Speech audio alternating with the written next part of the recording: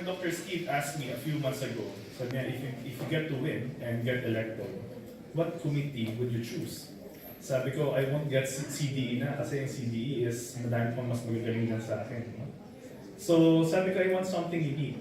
So I told him, why not we actually make what we call a PDA Special Projects Committee.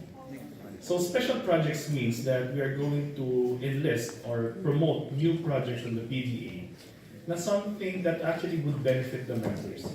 So one of the special projects that I'm proposing for the board at the first board meeting in June is the PDA webinar.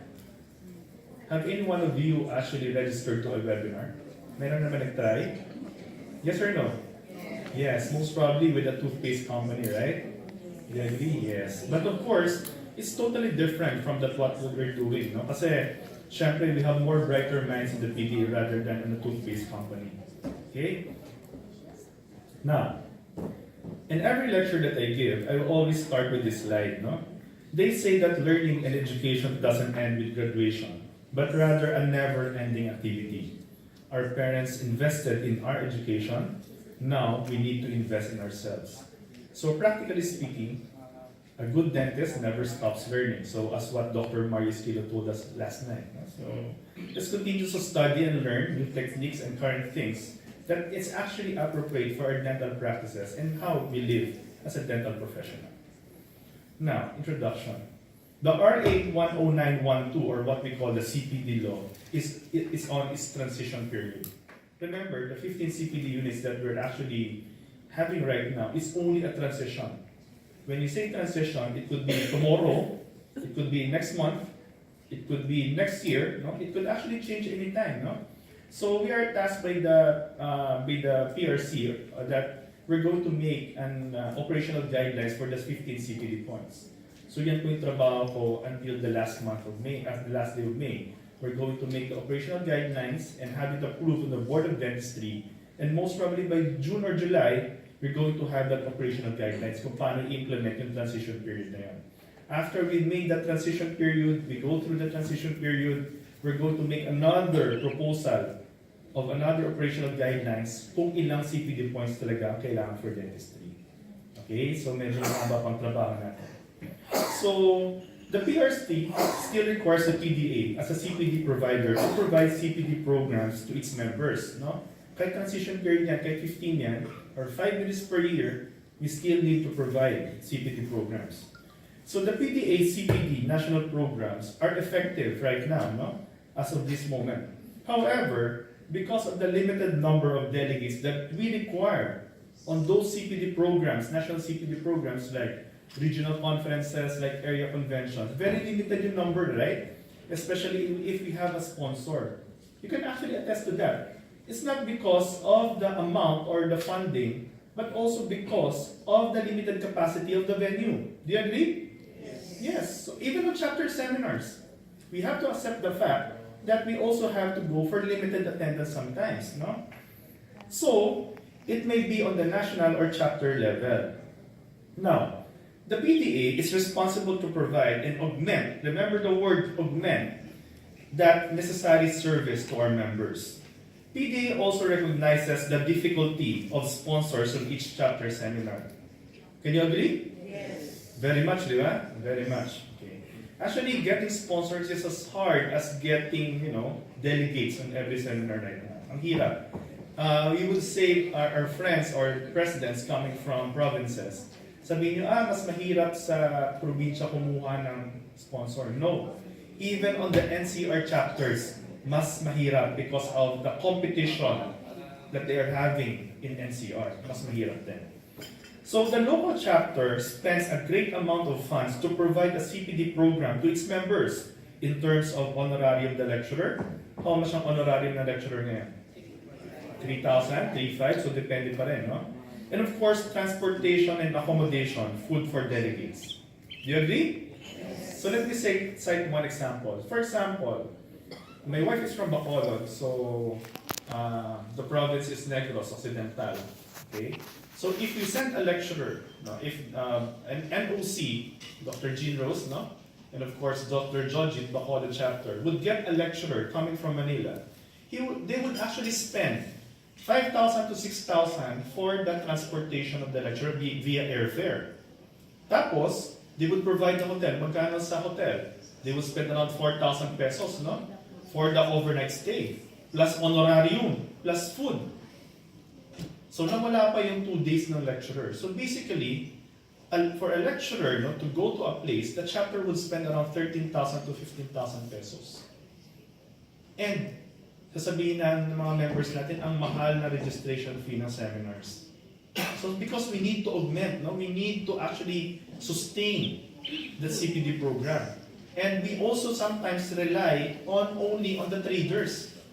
And sometimes on rural areas, it's very hard also to get a trader. Diba? Do you agree? Yes, of course. So with the availability, right now, you're actually experiencing the technology base of PDA, which is the availability in PDA of a web-based technology as of the present. We should move forward to phase 3. Actually, the membership control panel is several phases. Hindi po yan nagagawa ng isang salpak lang dahil number 1 magastos. The phase 1 is the PDA ID. Diba? Yung term ni Dr. Mark. Diba? So that's the phase 1. Phase 2 is yung kay Dr. Arlene. In-improve yung system and everything. So continuously, itong phase 2 na-experience nyo kay Dr. Steve, yung online payment, online registration and everything. Now goes to phase 3, which is online programs. So yun po ang purpose ng webinar. So what are the objectives of the PDA webinar? Number 1, to augment and supplement the current CPD programs of the PDA. Number 2, to provide a quality CPD program on a different framework, on a more technology-based strategy, to make the PDA members more aware of the available avenues of other CPD programs. So what are the target groups? As I go around the Philippines giving lectures, certain people, actually several people, siguro kung bibilangin ko, siguro may 50 lumapit sa akin. At saka, hindi pa kasama yung PM at text. Sabi nila, Doc, actually mahirap kami pumunta sa isang seminar. Kasi minsan, babiyahe pa kami ng ganito, gagastos pa kami ng ganito, everything. Now, we have to understand also that problem. And on the last PDA 110th Annual Convention, there's a problem actually na PWD. Nahirapan sila mag-access on the scientific area. So sabi ko, I realized, there's actually a target population that we need to address. So what is the target groups of the PDA webinar? Of course, all PDA members. It's not applicable for non-members of the PDA. It's actually the privilege of being a PDA members. So PDA members who are incapacitated to attend the CPD programs of the PDA and its constituent chapters. So who are those? Number 1, PWD, senior citizens, pregnant women members, dentists who are based on rural areas, dentists based on a foreign country, dentists who have other important responsibilities. So did you experience members who are having that problems? Yes or no? Yes. So we're going to address that. So what are the methodology of how we're going to do this one? The webinar committee with the web-based provider, the one who's actually provides the technology for the PDA, for the MCP, will make the necessary preparations on the PDA website. So once approved on June board meeting, we would start moving now. Okay? The webinar committee will coordinate with the different specialty groups to request for one lecturer to present a lecture on the webinar. So the target of the administration of Dr. Steve is to provide 6 webinars. So 1 on each specialty group. It could be a lecture, it could be a workshop. The recorded webinar will be edited and uploaded in the web-based server, so nasa cloud, and will run only for 1 week. So 1 webinar will run for 7 days for the registered dentist to be able to view it on his or her most convenient time. So pwede mo siya panoorin habang sa CR ka, habang nasa clinic ka, break time, everything. So on your most convenient time. After 1 week, the webinar link will be closed. And the CPD certificate can be downloaded after 15 days. Okay? Not within, after 15 days. Okay, because of the evaluation we're going to do. So what are the specific guidelines? How are we going to promote this webinar? Of course, number one, it should be done 1 month before. So take note, Dr. Nathan. We should do this 1 month before the said webinar. So we're going to promote it in social media, of course, Facebook. Okay, yun ang pinakamalakas. To the PDA chapters, of course, to you presidents, and of course, to the PDA website. Now, this is one example of a webinar that is actually more in international level. Ito yung mga sa OMS, no? So this is one example. So you're going to see a post on the webinar providing the name of the lecturer, the topic, and of course the abstract, and of course all other things necessary for the webinar. Now, specific guidelines. How do we register? The member will access his or her MCP and click the registration link for the said webinar. So pag in-access mo yung profile mo, meron na daw link for the said webinar. Okay? The member shall make the necessary payment through the online portal. So pwedeng online, pwedeng credit card. And the member shall be given 7 days, okay, to make the necessary payment. So halimbawa, nag-access ka, nag-register ka. So yung link na yon, yung registration mo is pending for 7 days until you pay. So very convenient. Either you pay with credit card, Dragon Pay. Dragon Pay, they say, is effective with 7-Eleven and other buy centers. Bank transfer, and of course, to the chapter president. Pwede kayong tumanggap ng fee. Once the payment has been made, the PDA member shall input the payment transaction number to the registration portal. Meron transaction number yan, so i-input mo doon. And once the payment has been confirmed, a link will be posted on the MCP of the registered member. So yung link ng webinar, lalabas na doon. Makiklik mo, lalabas na siya. So ganyan ang examples niyan. Okay, ganyan ang example ng registration. So the webinar presentation itself. So the link, once you receive the link, appears sa MCP mo, once you pay, the link is not clickable until the first day of the webinar. Hindi mo siya makiklik, hindi mo siya ma-access, wala kang makikita. Okay, hindi siya naka-highlight. Once the first day of the webinar starts, the registered dentist will be able to view the webinar presentation several times for 7 days. So pwede mo panoorin several times hanggang ma-memorize mo na yung lecture ng lecturer. Okay? Panoorin ba, review and everything. Bahala kayo. The webinar presentation cannot be downloaded. Please, maawa naman kayo.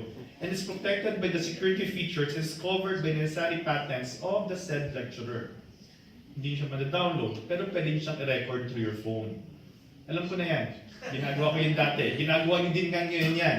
Like for example, si Dr. Nathan, nag-record ng lecture, you can actually do it. But the thing is, you could use it to review only, but not make a lecture on it. As a guide lang, no? As a guide.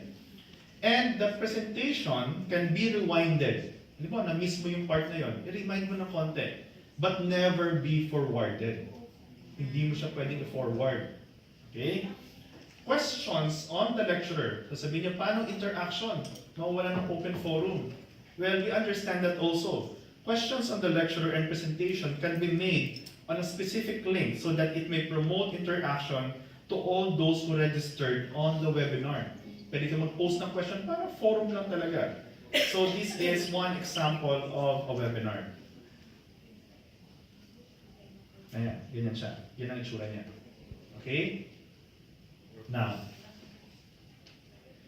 after the webinar, the reason why you cannot actually forward it, kasi minsan iba madaya, ay boring to, forward ko na. No, you cannot do that. Because the webinar at the last part would have a post-test. May quiz. And welcome, my dear President. PRC is requiring, no, through its new OIC, Dr. Honorable John Agudwal, is requiring that all lectures presented on your chapter level should have a post-test. Yes, to check the competency of the delegate. Kung nakinig kayo o hindi. 5 questions lang. So same with the webinar, no? Upon submission of the post-test, ito pala, I would ask your opinion on this one. Do you want to have a time on answering the quiz? No. So mamaya mag-google pa kayo. So no, please no. No? Please no. Kasi hindi nyo na, actually natetest yung self nyo, na-evaluate yung self nyo pag, pag mag-google pa kayo. Try to be honest na lang. Ito talaga Jill. No? Upon submission of the post test, a post-evaluation form will be given. No? The